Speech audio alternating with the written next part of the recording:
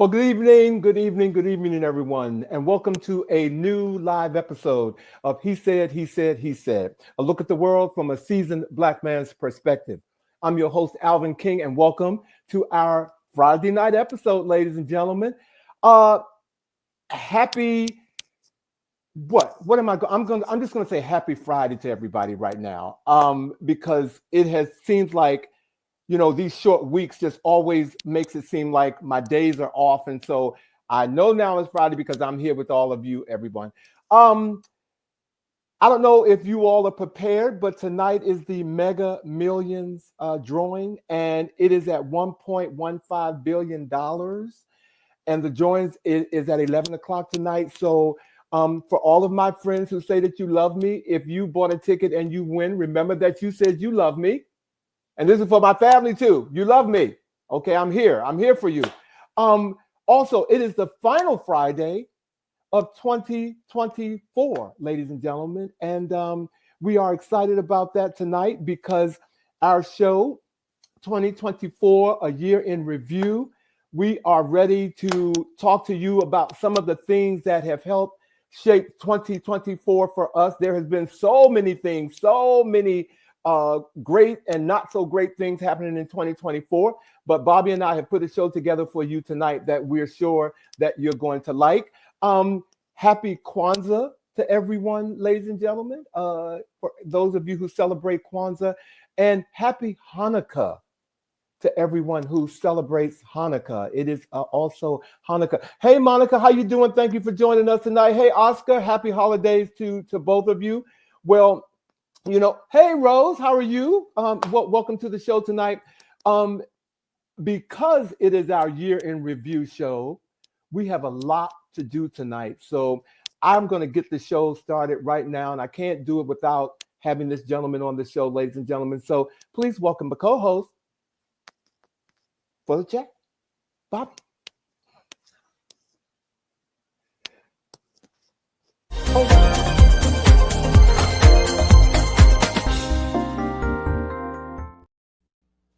I think I threw my producer off. I think I did. I'm here. I'm ready. Bobby. Alvin. Hey, Bobby, how you doing? Well, happy Friday. You are absolutely right. These middle of the week holidays can really throw people. I had to remind several people today that it is Friday. My phone rang this morning because I work remotely. Mm-hmm. And I was like, why are they calling me? Because I thought it was Saturday. Oh, you actually thought it was Saturday. I thought it was Saturday. Why are you calling me? Yeah. But welcome to our show tonight. Hey, Michi, thank you for joining us tonight. Hey, Meech. So, Bobby, first of all, how was your Christmas? Blessed and highly favored. Michi and I actually drove up to Philadelphia, the Philadelphia area, and had dinner with our friend Vita Robinson, who just cooked an extraordinary meal once again. And so after the show tonight, I'm going to start to dive into some of those leftovers that I brought home with me. So it was very, very good. A wonderful time of fellowship with what I refer to as family, friends that we choose to be our family. So yeah. How about yours? My Christmas was very good. As you know, first of all, I want to say thank you to several people who reached out to me because they knew my sister passed away last year about this time, and they didn't know what I was doing for Christmas, and so they extended an invitation to come to their home and have dinner and whatnot. But I had dinner with my two favorite aunts, Minto and Teresa, and I tell you, all I can say, I'm just so filled with joy that family knows how to show love in a way that I can't even express. I mean, it was just from the moment you walked in the door, I was just embraced with the holiday because of them and my cousins. And, a friend of mine went with me to dinner because his family's not here. And so we got a chance to see my family. And I cooked, I ate, I came home, and I slept. Well, you had some fun too. Your social media posts. I forgot to mention to you that I did see the white elephant exchange that you posted. That was fun with one of your aunties actually choosing her gift. Yes, and I got to give a shout out to my cousin. who lives in Atlanta. Uh-huh. And when I tell you he brought, I don't know how he got through whatever. I was With going to say customs and all that. customs and all that, but from Georgia. But he wrapped like 50 TSA, not something customs. gifts. He wrapped 50 something gifts and brought gifts for everybody and put lottery tickets under everybody's plate. Oh, And wow. just, Oh. I mean, Wait, the lottery? he put lottery tickets and scratch off tickets under Wow. everybody's plate. That is really sweet. Yeah. I'm telling you, it was just a loving day that I needed to have with my family, and I needed it. So thank you for asking about that, Bobby. Sounds like an Oprah moment. It was absolutely incredible. Lift your plate, everybody. JJ, welcome to the show. Sean is here. Welcome to the show, Sean. Everybody. We've been talking about you. So, my brother, thank you for joining us tonight. Well, Bobby, 2024 was just something else. Interesting. In a word. In a word.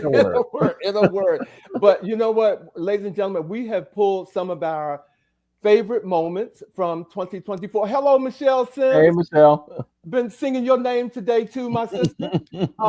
2024 had so many ups and downs, twists and turns, moving and shaking and whatnot. But Bobby and I have a show put together, like I said, a show with some of the highlights that we thought would bring some conversation and attention to the show tonight.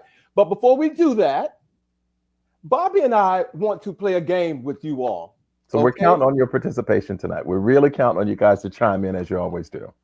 And I'm going to give credit. She just joined.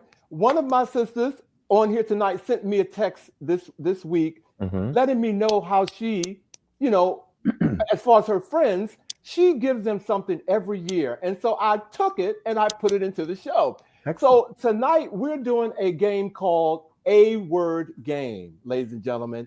And for our word game, for those of you who are on here, and you can chime in, we want you to answer these questions. 2024 was, in a word, one word, and 2025 will be in a word. Whatever that one word is, let us know. 2024 taught me in a word. And I am leaving in a word. I am leaving blank in 2024 and pick up blank in 2025. So those are words. Those are words. So I feel free to say, put that back up later on, ladies and gentlemen. But we want you all, please chime in, and play the game with us, and we'll be back later in the show. How about that? And Bobby, let me ask you. Yes. In a word, 2024 was for you what? Interesting. Okay. Mine was unpredictable. Okay. And for starters, 2025 for you will be what? Challenging. Mine will be hopeful. Okay. Okay. Ladies and gentlemen, we're going to get off. I will go into it with hope, but I anticipate it being challenging. I have to keep hope. Hope has to remain in my pocket. Michelle, 2024 equals hell, said Michelle. And I'm sure there's a lot of people who would agree with you, but I'm sure 2025 will be hell also. Okay. She said 2025 will be blessed. Come on now. Thank you, Michelle. Well, as we said, in 2024, several national headlines dominated the news here in the United States. And these events collectively shaped the national discourse throughout 2024. Yep. And the first one, ladies and gentlemen, that has, just blown all of our minds in a way. A convicted felon will be sworn in January as the 47th president of the United States. That's right. Donald Trump secured a second term as president of the United States, marking a significant shift in the political landscape. He won all of this year's 7 battleground states: Arizona, Georgia, Michigan, Nevada, North Carolina, Pennsylvania, and Wisconsin. And actually, Vice President Harris fared worse in these states than Joe Biden did 4 years earlier. But in May, as I just told you, jurors in New York in a criminal case actually convicted him of 34 felony counts of falsifying business records. And this is the first time a former or sitting U.S. president has been convicted of criminal charges. And what does Time magazine do? They put him on the cover as Man of the Year. Just like, but this is where we are in America, ladies and gentlemen. Ooh, okay, breathe. I know you won't say his name, Bobby. I don't say his name, and you know that old saying that if you can't say anything nice, just don't say anything at all. So I'm just, but I will say that the process of getting to being elected was an interesting one as well. And in fact, in July of this year, I remember it well. President Biden ended his re-election bid following a challenging, I think challenging is a nice way of putting it, debate performance against the former president, citing concerns about his age and mental illness. People were very concerned after that performance.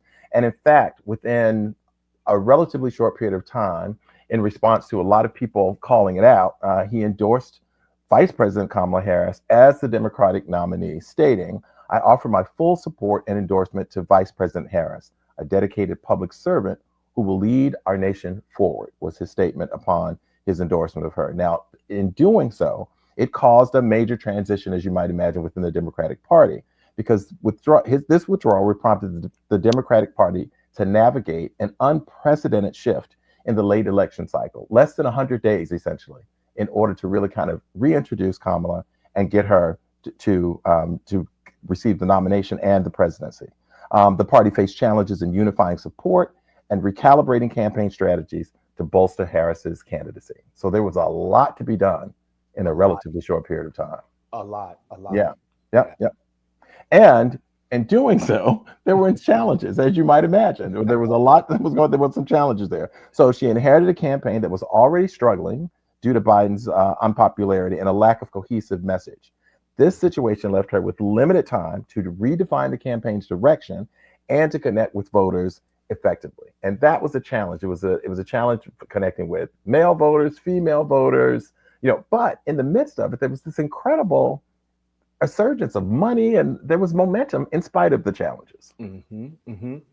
Yeah, and as to add on to that, Bobby, as some contributing factors to her loss, analysts point to several reasons for her defeat, including inadequate engagement with key voter demographics, failure to address pressing economic concerns, and an emphasis on opposing Donald Trump rather than presenting a compelling, proactive agenda. Now, that's what the analysts say. I honestly, and proof is in the pudding because she didn't win. But I don't totally agree with that. But, again, I'm sitting here, someone else is sitting there, and he will now be the 47th president. But I just thought she did a good of a job as she could with all that was handed down to her in such time. So I very much agree with you. I think it was an extraordinary campaign given some of these factors that we've spoken about. In fact, as I said, that the amount of money that she was able to raise in such a short period was record breaking. Right. So as you said, there were certainly internal critiques. Now, some Democratic officials attributed the loss to external factors, while others acknowledged internal shortcomings, such as outdated political strategies. They questioned how she was actually reaching out. What were the strategies used to really try to introduce her and reconnect? An insufficient adaptation to the evolving media landscape. How was she utilizing social media to her advantage? There were some of the criticisms. But as you said, it is undeniable what this woman was able to accomplish in a relatively short period of time. So I am with you. I don't have a whole lot of time for the criticism. Yeah, I don't. Again, I'm hopeful. So I'm gonna keep moving. That's right. And one of the last points that the analysts are saying led to her demise, if you will, were tensions with the labor unions that they also played a role. And for instance, the Teamsters president, Sean O'Brien, criticized Harris' perceived arrogance doing campaign interactions, leading to the union to withhold her endorsement, and that was which was a significant departure from her long-standing political engagement. And in fact, something that even came out today in the news, which said that that she was really arrogant when it came to them, and even told them to their, I guess to their face, that she will win the election with or without them. Wow. And yeah, so that, but to bring closure for me to this, I thought she ran a hellified race, and I'm proud of what she did. As am I. So yeah. Another topic that often makes the headlines in America, unfortunately, is mass shootings. In 2024, there were 488 mass shootings. Now, according to the database Gun Violence America, a mass shooting is determined by 4 or more people being involved in the shooting. And so the deadliest incident took place in the Chicago suburb of Joliet in January, which 8 people were killed, including 2 teenagers, and 1 was injured. Gun Violence America defines a mass shooting, as I said, once again, is a minimum of 4 victims shot, either injured or killed, and not including any shooter who may have also been killed or injured in the incident. Now, in addition to gun violence and mass shootings, which often get the most attention in terms of the media, we don't want to lose sight of the fact that there are mass killings that also take place that can happen from a variety of things. Now, these mass killings often impact disadvantaged communities more so than affluent ones. And they can be as a result of blunt force trauma, stabbing, domestic disputes, victim offender relations, such as stranger in a family or acquaintance or a coworker, including, for instance, the Madison, Wisconsin shooting recently, that was about a week ago, where a young teenage girl actually went to her school and 2 people were killed. And I want to point out, being a girl also is an unusual profile in terms of mass shootings and so forth. But once again, these types of incidents that often don't get quite the same coverage in the media are often most felt in disadvantaged and communities of color. Yeah. Well, but I don't know how they're going to combat gun violence. That's a topic for me that I just like to sit in a room with people who have strong opinions on what to do. Yes. and how to get it under control, because I seriously have like this space in my head of not knowing where to go in order to combat gun violence at any level. I don't see a way of making it go away. You know what I'm saying? I think part of the problem is that Americans are infatuated with guns, and they don't want to take accountability for the fact that a gun does not go out and just kill someone unto itself. So first, there's the question of the stability of people who have access to them and their capacity to act responsibly. But it's also the access to the guns, how readily people can get access to weaponry here in the United States, because there are people who have mental disorders all around the world. But the United States is head and shoulders above nations throughout the world in terms of mass shootings and things. And part of it has to be the access that people have to weaponry of this level. What person needs an assault rifle? Even if you're saying, I just want something to be able to defend my property and my own self, and so you don't need an assault rifle. So for me, part of it is just the access to the guns and our denial of what they actually, the way that they impact our lives, particularly as an educator. Children are far likely to be more killed by a gun than a drag queen reading a book. And yet we can come up with legislation to ban that pretty quickly as opposed to guns. And while you were talking, I was thinking, and I don't mean to, I'm not trying to desensitize mental illness, but it just really disturbs me how every time someone goes out and kills someone, mental illness comes into play. And I think sometimes going out to get a gun, buying the gun, planning, that's all calculated. And if that's what mental illness does, I have a lot to learn. But the way mental illness is always spun into combating gun control or conversations around gun control, it really bothers me. And that's why I go back to say, I need to sit in a room with a bunch of people who really got strong opinions about how to combat this. We have some viewers that have chimed in. First of all, Samuel, welcome to the show. My friend, happy Kwanzaa to you. And Michi said the Democratic Party needs to redefine the party and start grooming all of the younger talent that is in the party now. Agreed. And many need to step aside. Can I say many of those old heads need to step aside, Michi? Bobby, thank you for that. Thank you for that. And, last but not least, one of the topics that have been dominating the national news this year are natural disasters.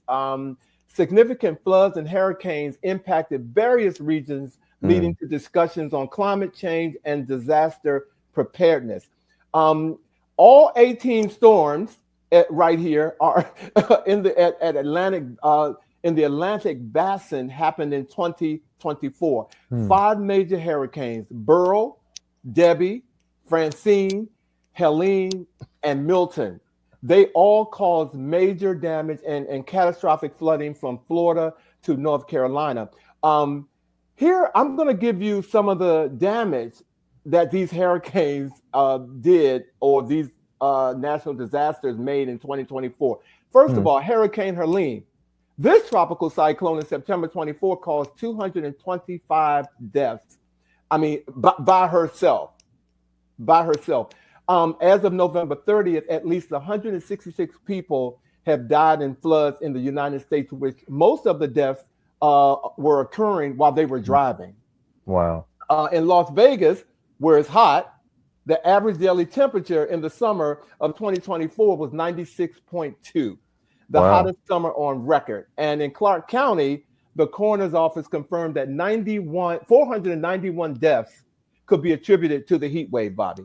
All right. And as far as tornadoes go, in April, there were nearly 400 confirmed tornadoes, more than double the average, and at least 7 people were killed directly by tornadoes, and several more died in related incidents. All right. Climate change. I'm telling you, it's real, and it can be dangerous. It's all seriousness. It's amazing. It is no joking. I'm so glad I live in DC. Sometimes, we don't deal with a lot of that extreme stuff. You're right. We don't deal with that. Hey, Rodney Bryant had joined. Rodney, thank you for joining the show. Okay, he said, BS, never underestimate the power of ism. Oh, you want to complete that word, Bobby? Ism. Okay, Bobby. I mean, Rodney, I hear you. There are variety, but I'm assuming the one that he is choosing is racism. I will assume that. Hey, Rodney. And Blue, welcome to the show. He said the Dems do represent America, U.S. The GOP represents the Old South. Well, you got that right. Yes, you do. So thank you all for joining the show. So we're going to move, on in 2024. Sports played a significant part in reshaping 2024. Absolutely. And we all witnessed several significant events across both men and women's competitions.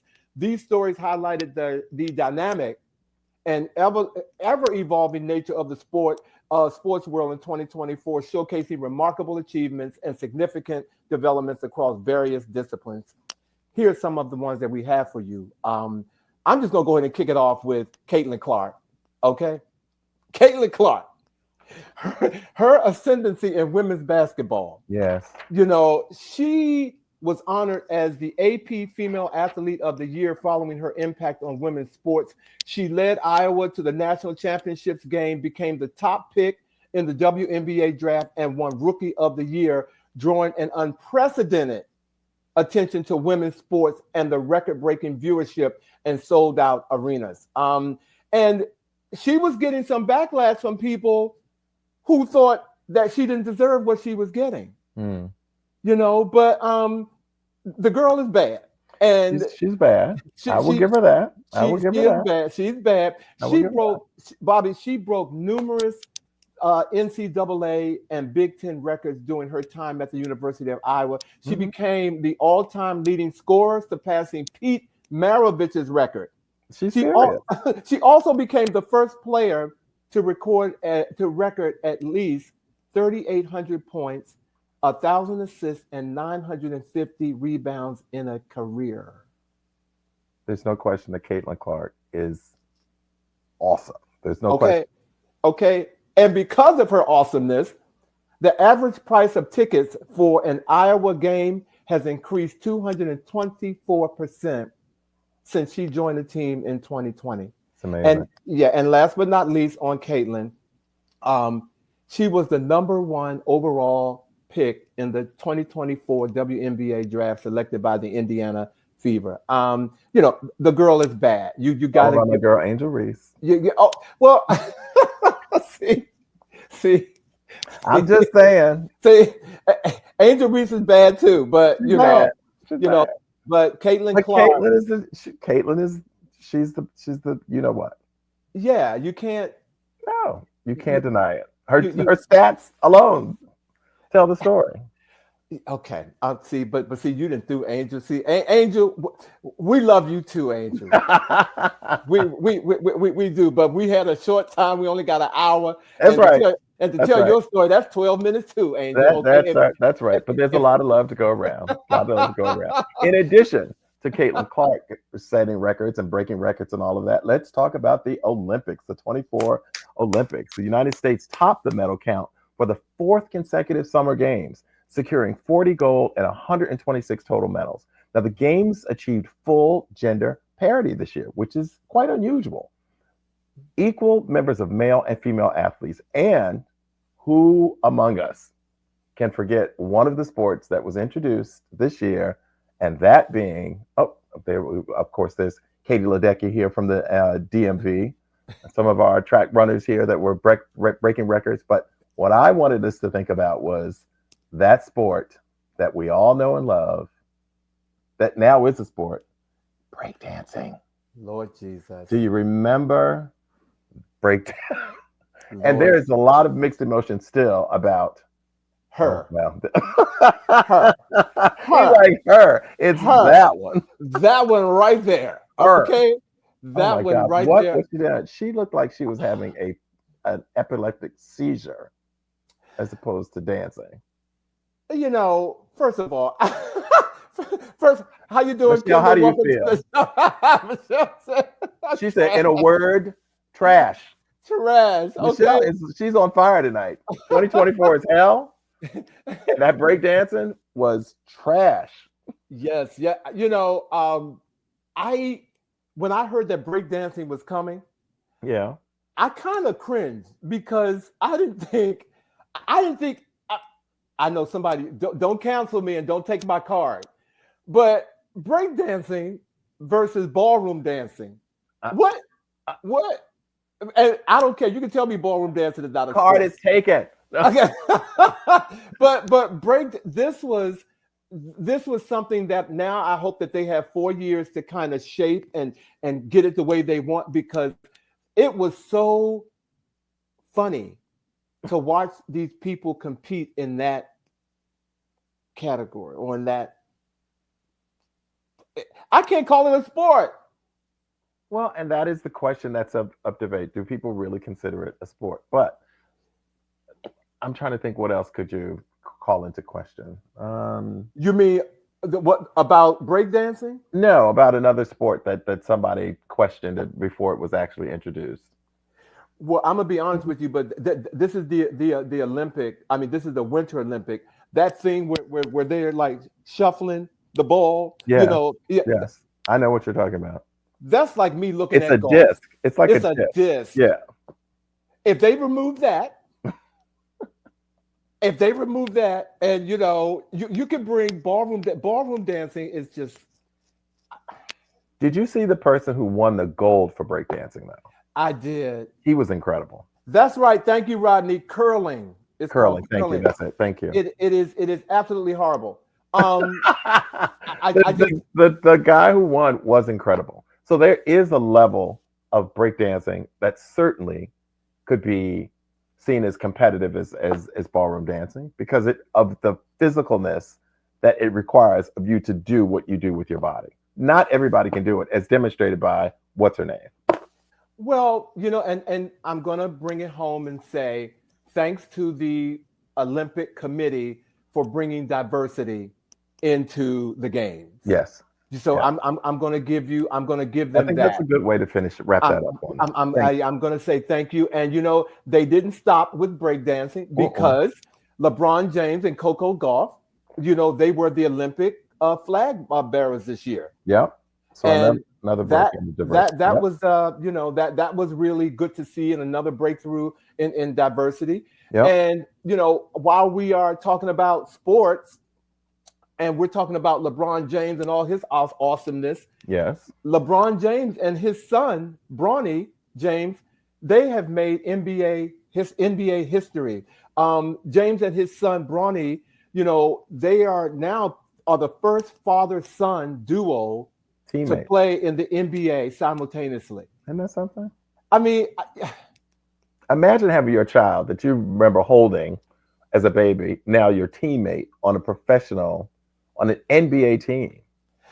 I just think it's so good. The message that's sent there, a lot of people will try to throw nepotism in there, Bobby, and say, no, Bronny had a damn heart attack, while trying to, develop his craft. I mean, he's that good. And when you have a father that you can look up to and aspire to, I think that's a blessing within itself, And so I think watching them on the court, yes, it's so beautiful to me. Yeah, it's a magical thing. And when we look at other examples of nepotism throughout the country, again, I don't have a whole lot of time for this one. Nope.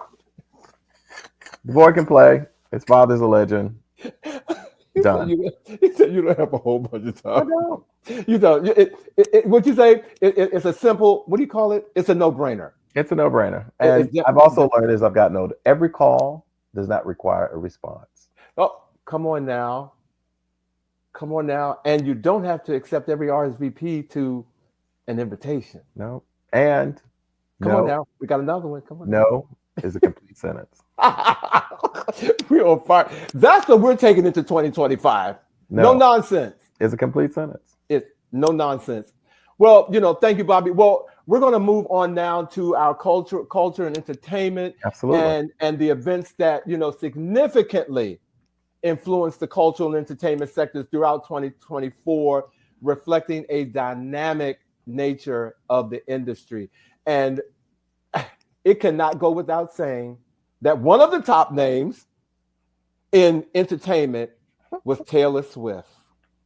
Okay. Okay. Look. Taylor Swift record-breaking tour became a cultural phenomenon, reflecting her significant influence in the music industry. Just recently, Taylor Swift won 10 awards at the 2024 Billboard Music Awards, including the top artist. This made her the most decorated artist in Billboard music history, Bobby, with a total of 49 wins. All right. It's amazing. She won her fourth Grammy. She won her fourth Album of the Year Grammy for Midnight, breaking the record for the most win in this category. And she also announced at the 11th that her 11th studio album, Tortured Poets Department, it was released in April during her tour. So that just took her to a whole nother hemisphere. Now, mind you, ladies and gentlemen, before I finish, I only know one Taylor Swift song. Which one? Is it Shake It Off? Shake It Off. That's the only song. That's the only song that I know. I cannot. I can't deny her hustle. You know what I'm saying? So the girl is doing. But I just wanted to get that out. But last but not least, she has increased the number of NFL fans that have grown by more than 4 million since she began attending the games. Of course, with her boyfriend, Kansas City Chief. What's his name? Travis Kelce. Travis Kelce. And this includes 53% in the 12 to 17 age group, a 34% increase in the over 35 group. These are all women, and a 24% increase in the 18 to 24 demographic. Do you know what that's done for football? Amazing. Okay. And last but not least, she's an incredible businesswoman because her Eras Tour film earned $92.8 million in its opening weekend. Wow. Monica, I don't get it. Monica, I don't get it either.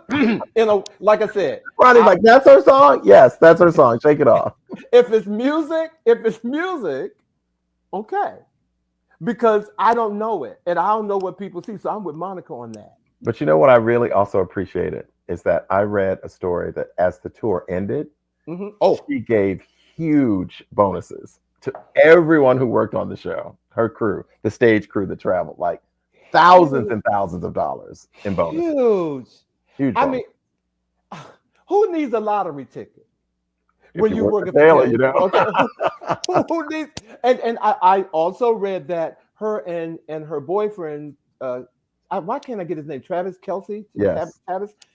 They band together, and they bought gifts for all the Kansas City Chiefs. Nice. Well, They've got it. They can do that. They don't have to do it, but they've got the money to do it, and it's nice that they think to do it. Again, Taylor, we salute you in 2024. You did your thing, and we just wanted to show some recognition to you on that. To the Swifties, Taylor and the Swifties. Now, another big thing for 2024 was Cowboy Carter. Beyonce released an album, Cowboy Carter, and it showcased the fusion of country and pop, and reflecting her versatility and influence in the music industry. Now, of course, there's a little bit of controversy around it because despite the fact that it topped the country charts for weeks, that it broke records, the country community, Rodney talking about those isms, responded in a very interesting way and tried to deny the fact that it was country music. Like, it was shunned. The Country Music Awards, she did not get one. Although the album broke records, stayed at the top of the charts, highlighted and lifted the voices of other Black country artists. And so I want to say that people can say there are a lot of ways to respond. And when I was saying, like, every call does not require a response. She didn't get an award. You didn't hear her complaining about it, all of that. But then she gets selected to play at the halftime of this Houston football game on Christmas Day. So there's a captive audience there. So she comes out and she not only slays in terms of presentation, but again, she chose to say, I will show you what country can be and what it is. She not only lifted her own voice, she brought out other Black female country singers and lifted them, those who were part of the album. She brought out Shabuzi, who is this Black man whose music, again, is topping the country charts, did not get an award. I mean, he's a Black man. He's got dreads. Visually, he ain't what they're trying to support, even though his music, they'll dance to his music, but they don't want to acknowledge him as a country performer. She put him there. She had a historically Black college band playing while she was doing. She's like, I'm going to show you. You can deny all you want. I'm going to show you what country is. And she gave another phenomenal marketing, uplifting Blackness in her performance. That's what she did. She uplifts it and puts it there whether you want to see it or not. You cannot deny it. Look, Michi said that Taylor's Eras Tour garnered $2 billion in sales, and she gave millions in gifts to everyone who works on her tour. Yep. And Rodney said it didn't rise, meaning Beyonce, I'm sure, her album, it didn't rise to the intellectual level of the other country songs. Clearly, they thought they had the power to say that. But Bobby, I want to go back to something that you said. Yes. You said that they selected Beyonce to perform. Who did I say they? Well, you said she was selected. Yes. To perform. I just want to make sure that she was not selected. She negotiated that. She went to them she's under a $60 million contract with Netflix. Yeah. And she told them that she had three things that she wanted to do. She already did the what do you call it? Super Bowl. No, not the Super Bowl. No. She did that TV special that she did where she went back to the Homecoming. She did. This was the second one, so it was already there. You see how strategic she is? She planned this before she even released the album because she knew that she would be rejected. And she said, I can show you better than I can tell you. And she did. So, you know, I was sitting on my TV, my food fell out of my mouth. I was like, you don't even have to like, you know, like you said, it's not even about you liking her per se, as much as you got to respect the game in terms of knowing how to market, how to say, you don't have to accept me if you don't want to, but even though I topped your charts, that's how I'm trying to figure out. If you don't see it as country and you don't like it, how could it have stayed at the top of your charts for as long? And because that's based upon sales and plays. Well, and look at the Grammys. She has 11 nominations for that album. So who needs a CMA? Basically is what she's saying. You know what I'm saying? And you hit another point, Bobby. She did it silently. She didn't nothing on social media, anything where she was, you know, casting anything. She didn't ask people to boycott the country music. She didn't do any of that. No. And she was like, just watch Christmas. She told the Beehive, just be quiet, y'all. I got this. I got this. Well, another piece of entertainment that happened this year that took all of us by storm. I'm going to take you back to the Olympics. Yes. Where Celine Dion performed from the Eiffel Tower in the Olympics, and she performed. You know, she hasn't sung publicly since 2020 because of her battle with stiff person syndrome. Yep. And when she shocked the world with this triumphant return to music, iconic. It was iconic when she came on, and I want to make sure I pronounce it. She performed The Power of Love, but the Power of Love singer performed Hymn L'amour. And when I tell you, go with that one. I had to leave that alone. But all I can say, that was an iconic performance for the Olympics that I think we all will remember for a very, very long time. And the 56-year-old French Canadian singer, you know, she has been very vocal about her illness, and she said that, you know, she had almost died, but she prayed that she could get back to performing. And one of the things that places she wanted to perform was for the Olympics. And she tore it up. It was iconic. It was iconic. Near the Eiffel Tower, the rain, you know, there she is being Celine. It was fantastic. It was one of those gasping moments of performance. It was beautiful. It was good. It was good. Ladies and gentlemen, also in entertainment. Now, many of you may have seen it and many of you may not have seen it. But one of the top movies on Netflix this year was Baby Reindeer. And if anybody knows, if you know me, I told you all need to look at Baby Reindeer, okay? Baby Reindeer became one of the most talked about TV shows, captivating audiences with this intense narrative, okay? This woman by the name of Martha developed an attachment to this man named Donnie and begins to stalk him both in person and online. And this guy here, this guy who played Donnie, is the guy who it actually happened to, and he wrote the story. Oh, wow. And gave it to Netflix. And all I'm saying, it is the best 7-segment piece that Netflix has done. It has suspense, drama, comedy. It's dark. It just keeps moving. And when it's over, you're like this, what just happened to me?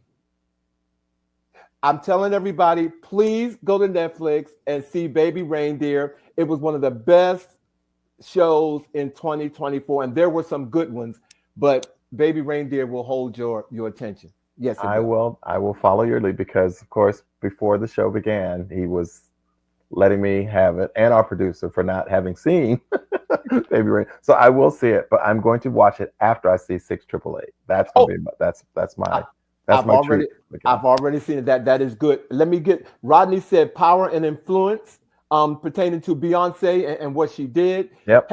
Hey Troy Patterson. Happy Hey, Troy. birthday to you. Welcome to the show. Happy holidays, man. And Monica said she showed us, yes, Beyonce. And Kendall said she may have done it silently. However, it spoke volumes. Yes, it did. Volumes. Yes, it did. Volumes.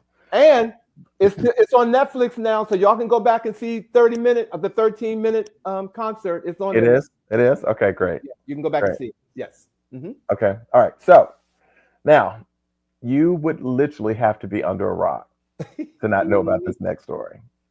Okay. You would literally have to defy gravity. Okay.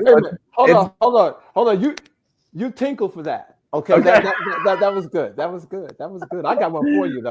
Okay, it's not hyperbole at all to say that Wicked has had a wicked run at the box office since its premiere before Thanksgiving. So much so that it's Christmas week and the film is still performing exceptionally well.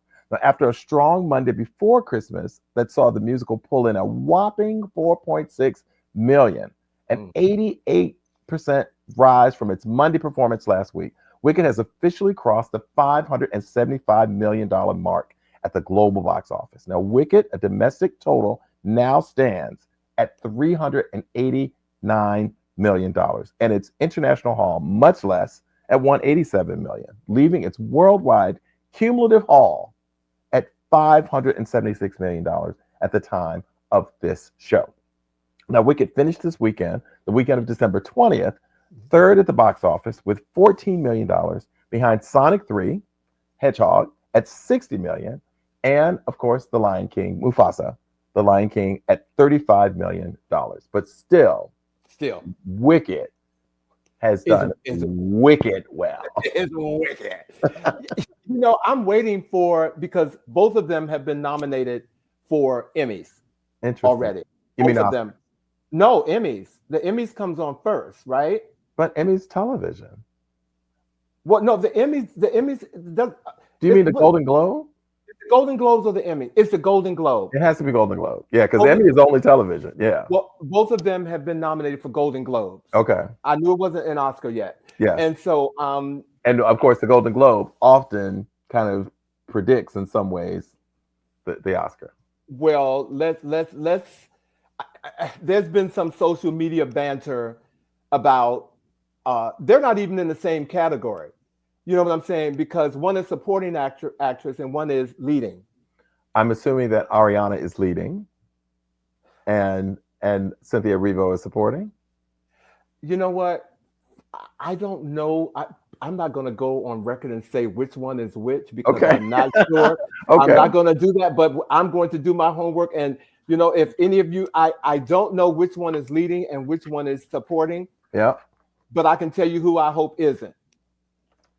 Well, I think they both did an incredible job. But they both did a great job, but that's some division going on there. Yeah. I'm so enamored by Cynthia Erivo. I just think she's extraordinarily talented. Can I tell you what I did? Oh, sidebar.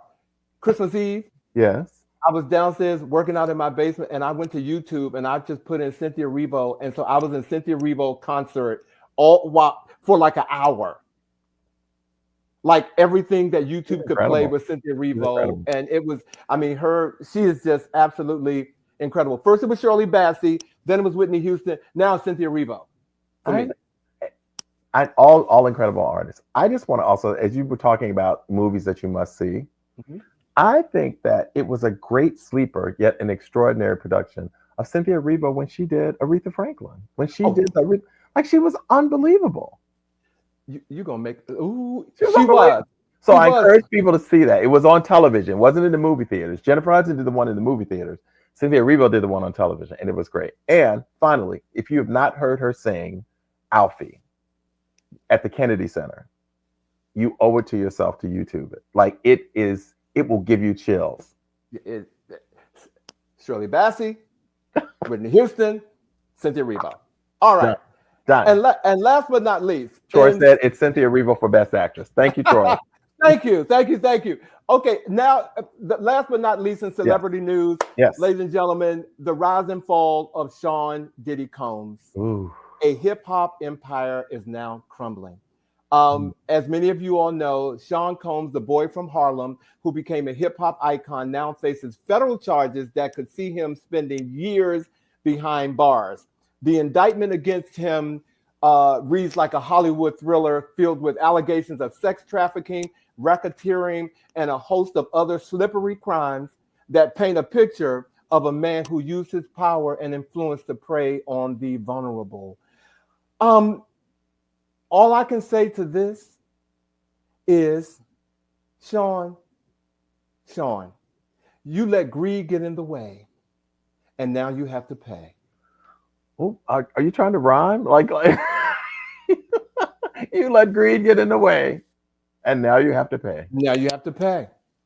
You know, so many people are going to be impacted. Other celebrities, as we see, Jay-Z is now drawn into it. Oh yeah. They said that the minister TD Jakes. TD Jakes had a heart attack or something because of the stress from this. Wow. And his implications associated with it. So yeah, it's you know, it's definitely going to go into 25. Like this is not over by any stretch of the imagination. Going into 25. It's going to 25. So those were our recaps and our highlights of the year, ladies and gentlemen. Wow. So thank you for being a part of letting us share them with you. Absolutely. Absolutely.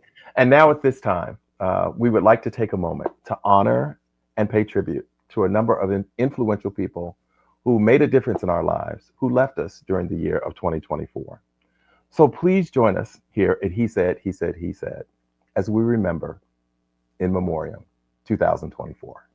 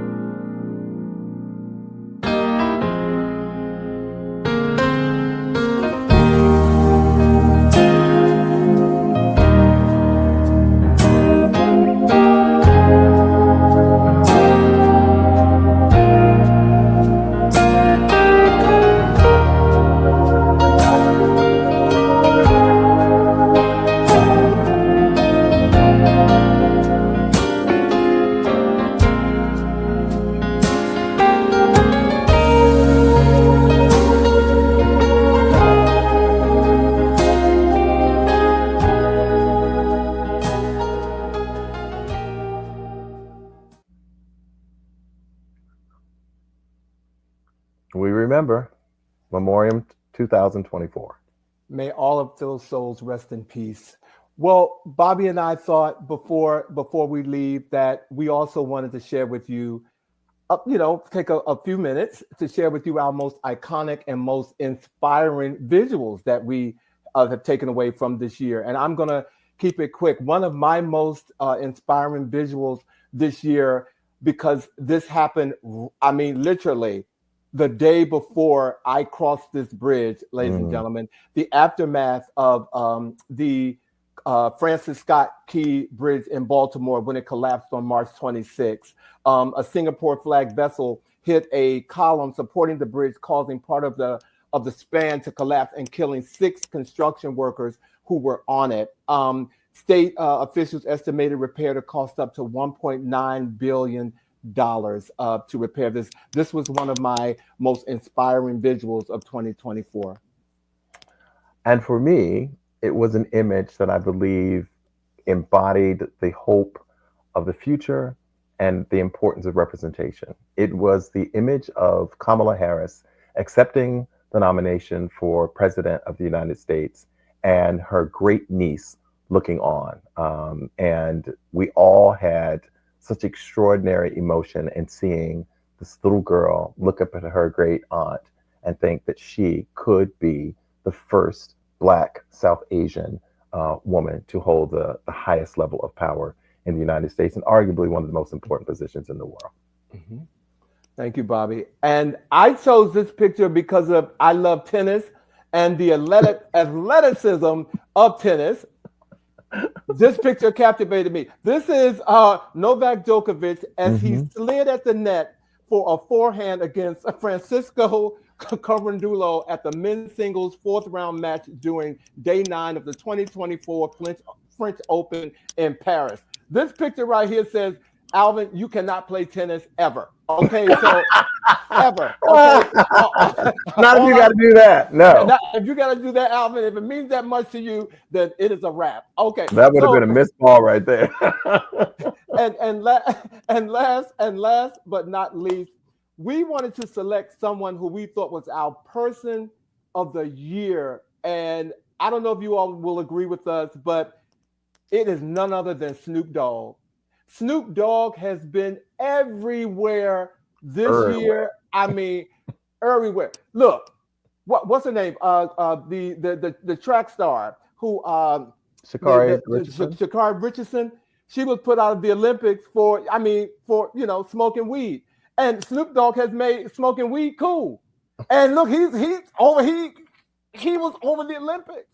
But what he's doing on The Voice also is just absolutely incredible. I just love what he brought to The Voice this year, to the show.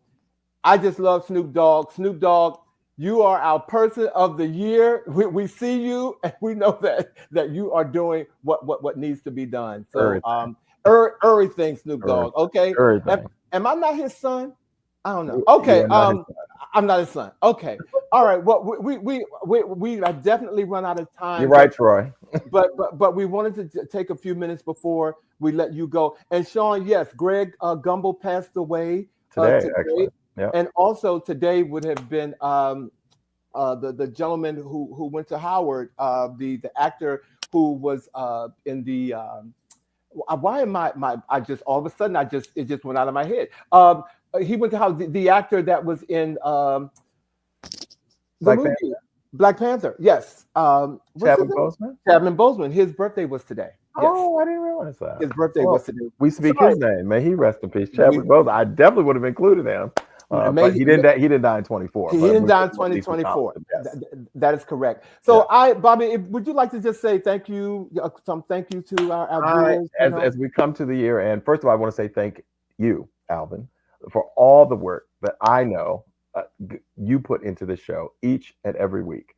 I show up, I follow our script, we work together on putting a show together, but the amount of work that you personally put into this, people will never know, but I do, and I just want to say thank you. And I want to say thank you to our producer, Norman, as well. And finally, to all of our viewers, our faithful viewers who tune in every Friday night to join us. I just want to say thank you guys. We really appreciate you, and the best in 2025. I'm going to echo everything that Bobby just said, except I'm going to thank him. You don't just show up. You definitely you complement the show, and that's what's important. We do work together, and for losing a member this year, and then having to do this together and try to make he said look like he said. You definitely bring that to the table. So I echo everything he said about our producer, and to our viewers, thank you. And since I'm there, ladies and gentlemen, in 2025, we have a new he said member who will be joining us. I can't tell you who he is, but you know me in promos, so I'm gonna put it out there. Okay, it's coming. Look forward to that in 2025. So thanks again, Bobby. We will not be here next Friday, the 3rd. We will be back on January the 10th. We're going to take a little break before we bring on our new guest, our new host. Okay. And our words of the week this week. What the new year brings to you will depend on a great deal of what you bring the new year. Amen. Amen. Okay. And this is by Vern McClellan. And a special shout out to our producer who put that video together tonight, ladies and gentlemen. It was in Memoriam. Absolutely. It was absolutely incredible. So thank you all for being here tonight, everybody. I hope you have a happy new year. Whatever you do, be safe. Absolutely. And, and we look forward to seeing you in the new year on the new episode of He Said. He said. He said. Okay. Happy New Year, everybody. Happy New Year. Take care.